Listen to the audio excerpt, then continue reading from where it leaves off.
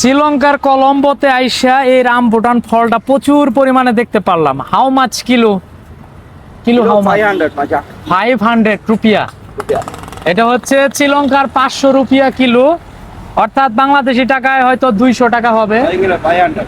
হ্যাঁ, 500। Yes, understand.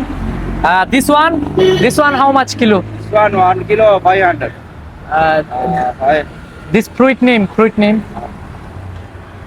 Mangoes. Mangoes. This one very good.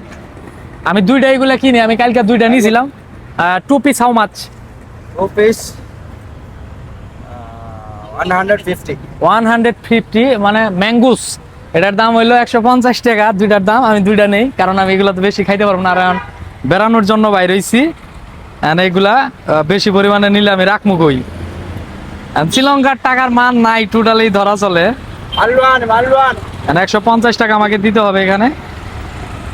200 রুপিয়া দিলাম, এখন সে 50 টাকা ব্যাক করবে।